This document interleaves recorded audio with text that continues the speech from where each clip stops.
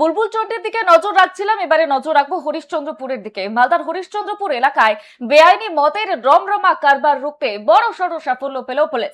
বুধবার রাতে গোপন সূত্রে খবর পেয়ে সালালপুর গ্রামে অভিযান চালিয়ে বিপুল পরিমাণ বেআইনি মদ এবং বিয়ার বাজেয়াপ্ত করল হরিশ্চন্দ্রপুর থানার পুলিশ।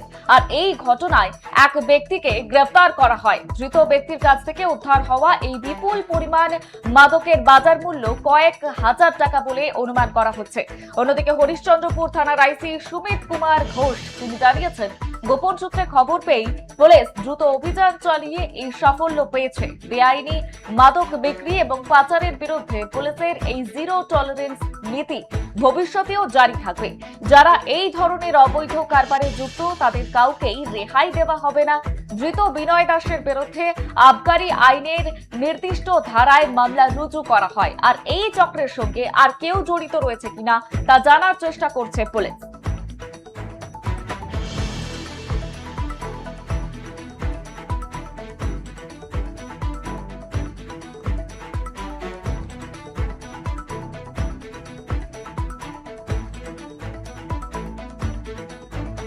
যেমনটা জানাচ্ছিলাম, মালদার হরিশ্চন্দ্রপুরের দিকে আমাদের নজর রয়েছে। হরিশ্চন্দ্রপুরে পুলিশের বড় সড় সাফল্য, বিপুল পরিমাণ বেআইনি মাদক সহ গ্রেফতার করা হয়েছে একজনকে।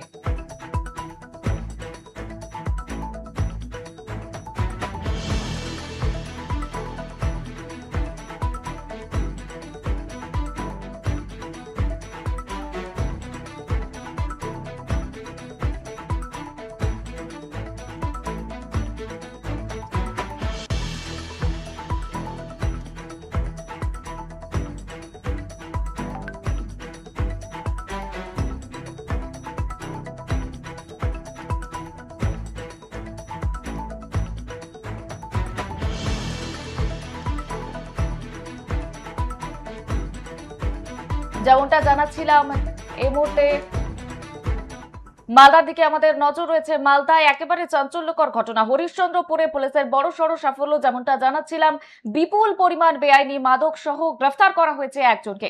এ বিষয়ে বিস্তারিত জানবো, আমাদের সঙ্গে টেলিফোন লাইনে রয়েছে আমাদের প্রতিনিধি সানু ইসলাম। সানু, ঠিক কি জানতে পারছো যাকে গ্রেফতার করা হয়েছে তাকে জিজ্ঞাসাবাদ করে আর কি কি জানা গিয়েছে? একদমই বর্ষা, তোমাকে জানিয়ে রাখবো যে রাজ্যের পালা বদলের পর রাজ্যের নতুন মুখ্যমন্ত্রী শুভেন্দু অধিকারী একদমই প্রথমে কিন্তু পুলিশের উচ্চপদস্থ আধিকারিকদের নিয়ে বৈঠক করেছিলেন এবং আইন শৃঙ্খলা নিয়ে তিনি কিন্তু সক্রিয়ভাবে কিন্তু তিনি পুলিশকে নির্দেশ দিয়েছেন যে পুলিশকে আরো সক্রিয় হয়ে কাজ করতে হবে।